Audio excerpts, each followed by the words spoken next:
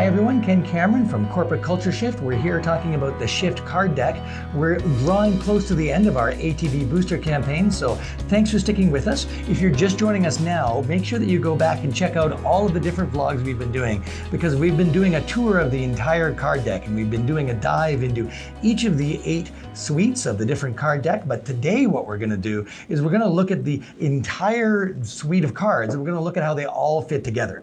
So I brought a guest with me again. Here we have Alexandra Hatcher, who's the lead researcher on the project. Alexandra has been with us for a couple of vlogs. So thanks for coming back again today, Alexandra, because I really want to talk about the whole picture. And I think you've got a great way of describing all of this. Sure. So why don't you walk us through what the whole thing looks like? Sure. So within the card deck, there are the 9 major cards. And within each of those, we have the list of the different 8 suites within the cards. So with the customer at the center, you can place the cards around, there, thanks. Okay.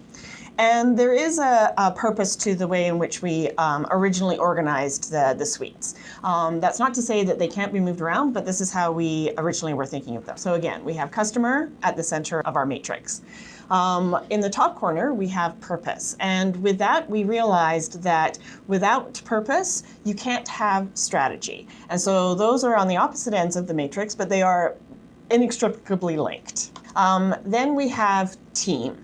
And we knew that what are teams? They're really groups of individuals. So we put those as, again, connected but opposite ends of the matrix. And then innovation. And with innovation, we connected that through to integrity. And those are also inextricably linked, that there is, with integrity and innovation, you are starting to move organizations forward. We have society, and within society are the connections through to the organization. So organizations are made up of individuals and groups, but companies and organizations are a part of that, and there's a direct connection in that ecosystem thinking as well. So when you look at it overall, those are the 9 ways in which each of those are connected directly in the original matrix that we designed. And I like the way that they kind of play off of one another, that the kind of the organization and society kind of balance each other, because you can kind of spend a lot of time on the financial success of the organization, but if you put too much emphasis on that, then it can become at the expense of the greater good of the society. So they kind of play off of one another.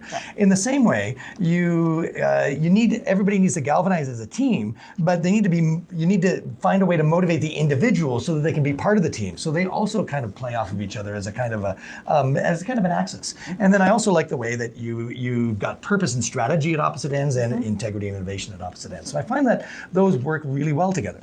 You mentioned, Alexandra, that this isn't the only way that a matrix can be put together. And this was a really interesting discovery for us. I'd been interviewing someone from the oil and gas business and showing her like kind of the way that we would lay them out. And she felt that a lot of the cards resonated, but the way that we laid them out didn't resonate with her. And she said that as an oil and gas company, we would never put the customer at the center of our experience. And I said, well, then what would you put at the center? And she said, we would put the process at the center of our organization, and we would put the customer off to this side of the axis, a kind of opposite society. And then kind of everything else still kind of fell into place with her. That was a really interesting key for us to discover, because we realized then that there could be a whole kind of workshop exercise around how an organization might organize these cards. And so we thought of many, many different ways that you could organize them. Absolutely. And it's an interesting thing. So for instance, well, you could, if you were a financial institution and integrity was one of your central core values, you could put that at the center of your organization, and that might really drive your purpose, and your strategy might be all geared around how you live that value. And you might live that value for the benefit of society. You might structure your organization to serve that end. And then that would in turn be the way in which you galvanized your individuals and your team. And it might be a way in which you innovate for the benefit of your customer, so that an individual group or team or company could try to organize the cards in a way that makes sense and tells a story about their own organization that they feel reflected in. Well, I think that's one of the great things about the deck, is that you can use it to adapt to your organization. It's not prescriptive.